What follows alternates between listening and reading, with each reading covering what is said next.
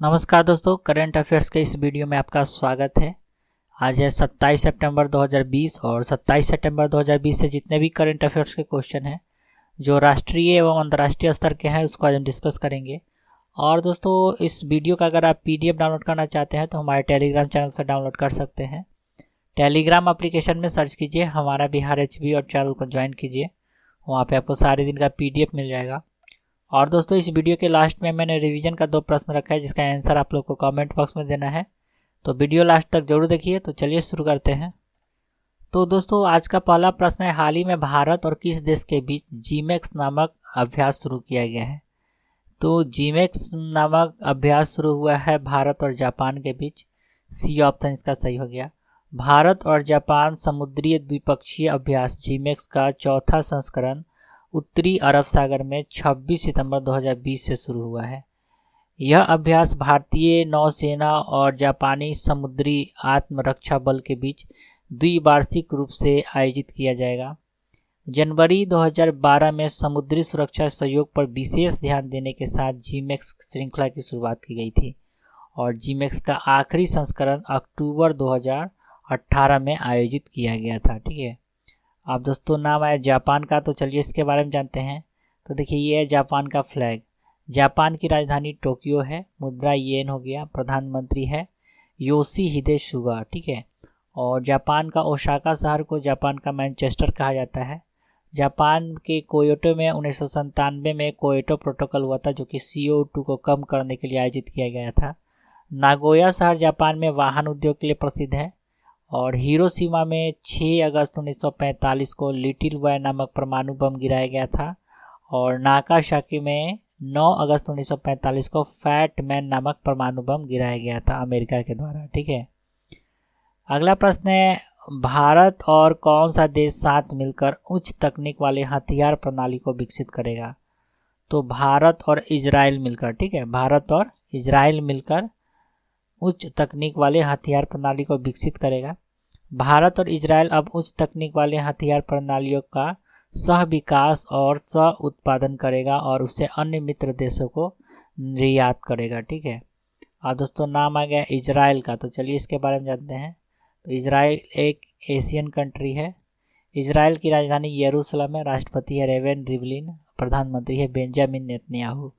Israel का मुद्रा Israeli नई शेकल हो गया। इजराइल का स्थापना 28 मई 1948 को हुआ। इसका बंदरगाह भूमध्य सागर तथा लाल सागर दोनों में है। यरूशलेम 3 धर्मों का पवित्र स्थल है, ईसाई, मुस्लिम और यहूदी। ईसा मसीह का जन्म यरूशलेम के बेथलहेम में हुआ था। और तेल अवीव जो है ये इजराइल का प्रमुख शहर है और यह है इजराइल का फ्लैग। अगला प्रश्न है, हाल ही में SP बालासुब्रमण्यम का निधन हो गया है, वे किस क्षेत्र से जुड़े व्यक्ति थे? तो SP बालासुब्रमण्यम का निधन हो गया है, वे एक प्रसिद्ध गायक थे। सी ऑप्शन इसका सही हो गया। और इमेज में देख सकते हैं यही है SP बालासुब्रमण्यम। उनके पास एक गायक द्वारा सर्वाधिक गानों का गिनीज वर्ल्ड रिकॉर्ड था। और बालासुब्रमण्यम को 2001 में पद्मश्री और 2011 में पद्म भूषण से सम्मानित किया गया था। अगला प्रश्न है, हाल ही में किस राज्य सरकार के द्वारा पर्यटन संजीवनी योजना शुरू किया गया है? तो पर्यटन संजीवनी योजना शुरू किया गया है असम सरकार के द्वारा। बी ऑप्शन इसका सही हो गया। इस योजना के तहत उद्यमियों को पर्यटन उद्योग को पुनर्जीवित करने के लिए ब्याज सब्सिडी के साथ 20 लाख तक का ऋण प्रदान किया जाएगा। योजना के हिस्से के रूप में यह ऋण 5 वर्षों के लिए दिया जाएगा। अब दोस्तों, नाम आया है असम का, तो चलिए इसके बारे में जानते हैं। तो दोस्तों, ये आ गया भारत का मैप और ये रहा असम जो पीला कलर का एरिया है। ठीक है। अब देखिए असम राज्य और किस किस राज्य से सट रहा है। तो देखिए पश्चिम बंगाल है। ठीक है। उसके बाद अरुणाचल प्रदेश है, नागालैंड है, मणिपुर है, मिजोरम है, त्रिपुरा है और मेघालय है। और दोस्तों, अगर अंतर्राष्ट्रीय सीमा का बात किया जाए तो असम भूटान से सटा हुआ है। देखिए ये भूटान हो गया और बांग्लादेश से सटा हुआ है। ठीक है, ये हो गया बांग्लादेश से यहाँ पे सटा हुआ है। असम का राजकीय पशु भारतीय गैंडा हो गया। राजकीय पक्षी सफ़ेद पंखों वाला बत्तख है। ठीक है। असम की राजधानी दिसपुर है। मुख्यमंत्री सर्बानंद सोनोवाल हो गया। राज्यपाल है जगदीश मुखी। असम उच्च न्यायालय का बात किया जाए तो असम उच्च न्यायालय जो है वो गुवाहाटी उच्च न्यायालय है जिसका स्थापना 1948 में हुआ था। और गुवाहाटी उच्च न्यायालय का मुख्य पीठ गुवाहाटी में है और खंडपीठ है कोहिमा, आइजोल और ईटानगर में। अगर क्षेत्राधिकार का बात किया जाए तो गुवाहाटी उच्च न्यायालय के अंतर्गत असम, नागालैंड, मिजोरम और अरुणाचल प्रदेश आता है। और वर्तमान में गुवाहाटी उच्च न्यायालय के मुख्य न्यायाधीश अजय लांबा है। असम के तिनसुकिया जो है, यहाँ से दिबांग नदी का नाम ब्रह्मपुत्र हो जाता है। असम का डिगबोई नहरकटिया तेल शोधक कारखाना है। डिब्रूगढ़ तेल क्षेत्र है। मंजूली द्वीप विश्व का सबसे बड़ा नदी द्वीप है, जिसका एरिया है 929 वर्ग किलोमीटर। और गुवाहाटी जो है ये कामाख्या मंदिर के लिए प्रसिद्ध है। असम का अगर राष्ट्रीय उद्यान का बात किया जाए तो डिब्रू सैखोवा राष्ट्रीय उद्यान, काजीरंगा नेशनल पार्क, मानस राष्ट्रीय उद्यान, नामेरी राष्ट्रीय उद्यान और राजीव गांधी ओरंग राष्ट्रीय उद्यान, ये सब असम में है। अगला प्रश्न है, हाल ही में किस राज्य सरकार के द्वारा दुर्गा पूजा समितियों को 50,000 की अनुदान की घोषणा की गई है? तो यह किया गया है पश्चिम बंगाल के द्वारा। ठीक है, डी ऑप्शन इसका सही हो गया। पश्चिम बंगाल की मुख्यमंत्री ममता बनर्जी ने राज्य में प्रत्येक दुर्गा पूजा समिति को 50,000 देने की घोषणा की है। और यह भी तय किया गया है कि राज्य बिजली बोर्ड पूजा समिति के लिए 50% छूट देगा। अगला प्रश्न है, हाल ही में किस राज्य सरकार के पर्यटन विभाग ने पाटा ग्रैंड अवार्ड जीता है? तो PATA पाटा ग्रैंड अवार्ड जीता है दोस्तों केरल ने। डी ऑप्शन इसका सही हो गया। केरल पर्यटन के अंतर्राष्ट्रीय स्तर पर प्रशंसित ह्यूमन बाय नेचर अभियान ने विपणन के लिए प्रतिष्ठित पाटा ग्रैंड अवार्ड 2020 जीता है।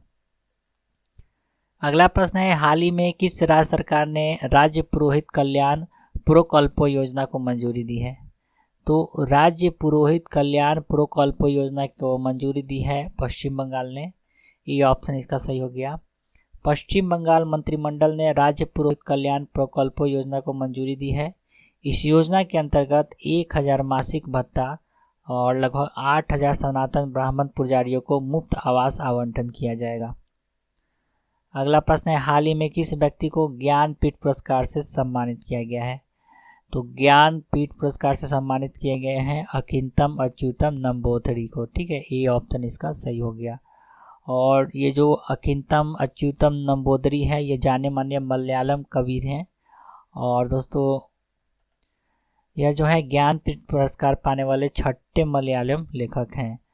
और पुरस्कार के तौर पर 11 लाख रुपए नगद और एक देवी सरस्वती की कांस्य की मूर्ति दिया जाता है।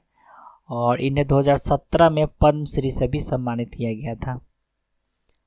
अगला प्रश्न है, हाल ही में विश्व जोखिम सूचकांक 2020 जारी किया गया है, तो इसमें भारत को कौन सा स्थान मिला है? तो विश्व जोखिम सूचकांक 2020 में भारत को मिला है 89वां स्थान। ठीक है, बी ऑप्शन इसका सही हो गया 89। विश्व जोखिम सूचकांक में 181 देशों ने भाग लिया, जिसमें भारत को 89वां स्थान मिला है। अगला प्रश्न है, हाल ही में विश्व समुद्री दिवस कब मनाया गया है?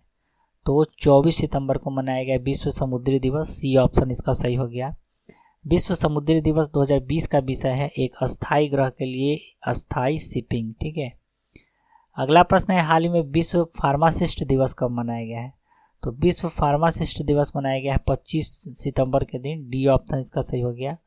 और विश्व फार्मासिस्ट दिवस का शुरुआत 2009 में किया गया था। और वर्ष 2020 का विषय है विश्व फार्मासिस्ट दिवस का ट्रांसफॉर्मिंग ग्लोबल हेल्थ। ठीक है, ट्रांसफॉर्मिंग ग्लोबल हेल्थ।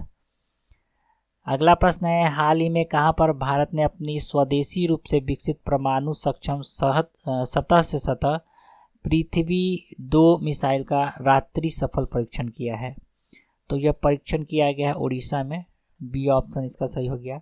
उड़ीसा के चांदीपुर स्थित इंटीग्रेटेड टेस्ट रेंज ITR से इसका परीक्षण किया गया है। इस मिसाइल की स्ट्राइक रेंज 350 किलोमीटर है। ठीक है, तो दोस्तों ये था आज का करेंट अफेयर्स। चलते हैं कल के रिवीजन की तरफ। तो कल के रिवीजन का पहला प्रश्न था, हाल ही में माइक्रोसॉफ्ट ने किस गेमिंग कंपनी का अधिग्रहण का घोषणा किया है? तो जेनीमैक्स का। ए ऑप्शन इसका सही हो गया। दूसरा प्रश्न था, हाल ही में 23 सितंबर 2020 से भारत और ऑस्ट्रेलिया के बीच नौसेना का अभ्यास का आयोजन कहाँ किया जाएगा? तो हिंद महासागर में। तो दोनों प्रश्नों का उत्तर ए हो गया। आज का रिवीजन का प्रश्न है, हाल ही में किस महिला को पहली महिला राफेल फाइटर पायलट बनाया गया है? और आज का दूसरा प्रश्न है, हाल ही में किस भारतीय को संयुक्त राष्ट्र पर्यावरण कार्यक्रम के अंतर्गत भारत के लिए क्षेत्रीय राजदूत नियुक्त किया गया है? तो इस दोनों प्रश्न का उत्तर आप लोगों को कमेंट बॉक्स में देना है। तो चलिए दोस्तों, आज के लिए इतना ही। आशा करता हूँ आपको ये वीडियो अच्छा लगा होगा। अगर ये वीडियो थोड़ा सा भी अच्छा या हेल्पफुल लग रहा है तो प्लीज़ चैनल को सब्सक्राइब कीजिए, वीडियो को लाइक कीजिए तथा अपने दोस्तों में ज़रूर शेयर करें। और दोस्तों, इस वीडियो का अगर आप ऑडियो सुनकर रिवीजन करना चाहते हैं तो खबरी एप्लीकेशन पे हमारा बिहार चैनल को सब्सक्राइब कीजिए। वहाँ पे प्रतिदिन इस वीडियो का ऑडियो अपलोड किया जाता है, जिसे सुनकर आप रिवीजन कर सकते हैं। खबरी एप्लीकेशन का लिंक वीडियो के डिस्क्रिप्शन बॉक्स में दिया गया है, आप वहाँ से डाउनलोड कर सकते हैं या आप डायरेक्ट प्ले स्टोर से भी डाउनलोड कर सकते हैं। और बहुत ही अच्छा ऑडियो प्लेटफॉर्म है दोस्तों, वहाँ पे आपको ढेर सारा जीके जीएस करंट अफेयर्स का ऑडियो वर्जन मिल जाएगा, जिसे सुनकर आप रिवीजन कर सकते हैं, पढ़ाई कर सकते हैं। तो चलिए दोस्तों, आज के लिए इतना ही। वीडियो देखने के लिए बहुत बहुत धन्यवाद।